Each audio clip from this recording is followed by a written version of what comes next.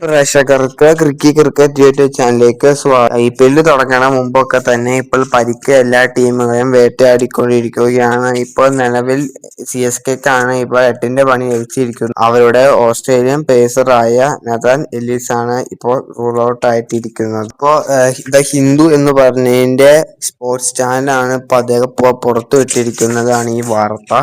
Nathan Ellis ആണ് rule out ആയിരിക്കുന്നത്. CSKയുടെ CEO ആയ കാശി വിശ്വനാഥനാണ് അദ്ദേഹമാണ് ഇപ്പോൾ ഇത് അറിയിച്ചിരിക്കുന്നത് എന്ന് പറഞ്ഞാണ് ഇതിപ്പോൾ എത്തിയിരിക്കുന്നത്. ഓസ്ട്രേലിയയുടെ പേസ് ബോളറായ ഈ IPL നല്ലൊരു പ്രകടനം CSKക്ക് വേണ്ടി നടത്തുമെന്ന് പ്രതീക്ഷിച്ചിരുന്ന നഥാൻ എല്ലീസ് ആണ് ഇപ്പോൾ റൂൾ ഔട്ട് ആയിരിക്കുന്നത്. അപ്പോൾ കാശി അത് ഇപ്പോൾ ഉറപ്പിച്ചിട്ടുണ്ട് എന്ന് അറിയിച്ചിട്ടുണ്ട്. അദ്ദേഹം പറഞ്ഞിരിക്കുകയാണ്, it is very blow for us. അവർക്കൊരു കഷ്ടമായിരിക്കുകയാണ്. എല്ലീസ് ഒരു നല്ല ബോളറാണ്, ഞങ്ങൾക്ക് ഒരു നഷ്ടമാണ് ലഭിച്ചിരിക്കുന്നത്. ക്രൂഷ്യൽ ഡെഡ് ബോളിങ്ങിനാണ് അദ്ദേഹത്തിന് സ്ലോ ബോളൊക്കെ ഞങ്ങൾ അതിനുവേണ്ടി നോക്കി വെച്ചിരുന്നതാണ്.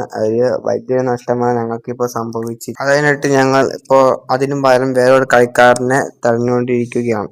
ഇതാണ് അദ്ദേഹം പറഞ്ഞിരിക്കുന്നത്. അപ്പോൾ ഇതിലൂടെ നമുക്ക് മനസ്സിലാക്കാം അദ്ദേഹം ഇപ്പോൾ റൂൾ ഔട്ട് ആയിരിക്കുകയാണ്. ഇപ്പോൾ CSK വേറൊരാളുടെ ടീമിലേക്ക് എടുക്കുകയാണ്.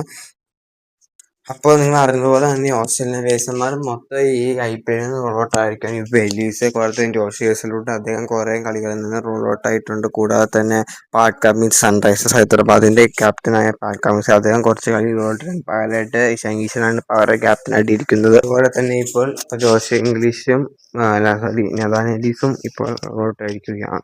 ഓസ്ട്രേലിയൻ പേസർമാർ കഷ്ടമാവുകയാണ്. അപ്പോൾ ഇതാണ് ഈ വീഡിയോയിൽ പറയുന്നത്. കൂടുതൽ അറിവുകൾക്കൊക്കെ വേണ്ടി നിങ്ങൾ ഈ ക്രിക്കറ്റ് യൂട്യൂബ് ചാനൽ മറക്കാതെ സബ്സ്ക്രൈബ് ചെയ്യുക.